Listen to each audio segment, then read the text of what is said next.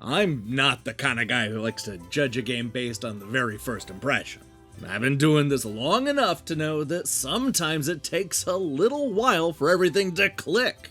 But that certainly wasn't the case when it came to the Pedestrian, a wildly inventive new puzzle game from first-time developer Skookum Arts.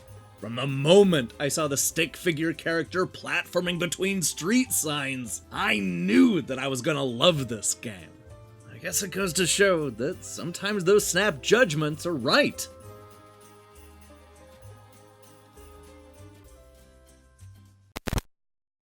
You play the titular Pedestrian, a male or female outline that seems to be stuck inside of a bunch of signs. I'm talking about street signs high above cars passing by, park signs hung on a fence, safety signs right next to a fire extinguisher, and pretty much every other kind of sign you can think of. We solve puzzles and platform our way through a 2D world found entirely on these flat surfaces, all while the real world in the background is completely oblivious to our struggles.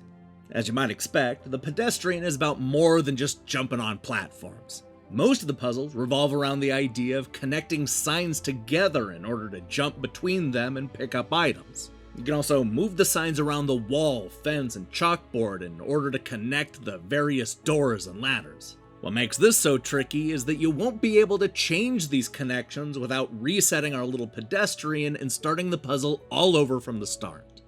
Of course, this starts out simple enough, but the Pedestrian is quick to start adding a bunch of new wrinkles to each puzzle. We'll get into situations where our hero will need to pick up keys and push crates, use holes in the signs to make a new exit, harness electricity to open up new passages, and so much more. It'll teach you what to expect and then immediately shake things up and force you to look at each puzzle in a completely different way.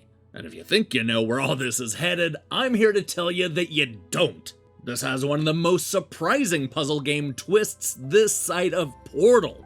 Now, it took me around 6 hours to journey from the subway to the university to the rooftops of the inner city. These are wonderfully detailed settings, each with their own unique look and vibe.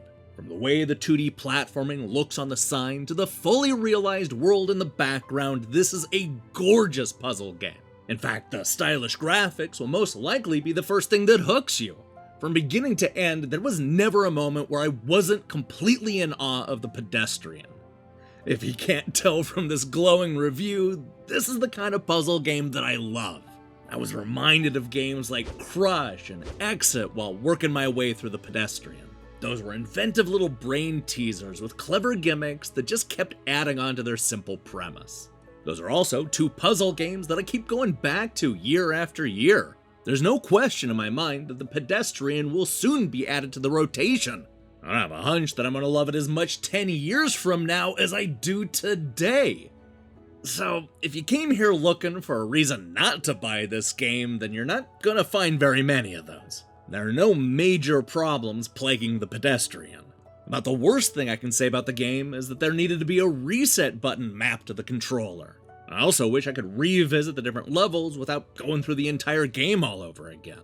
Oh, and there was this one time that the buttons stopped working for me, but everything worked itself out when I paused the game.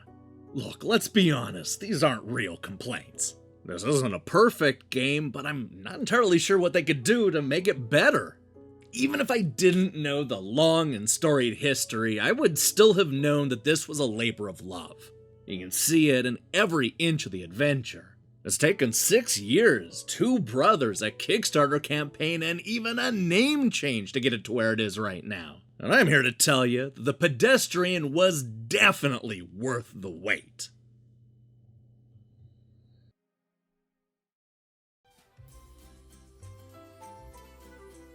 Not since Ace of Base climbed the pop charts in 1992 has a sign been this much fun.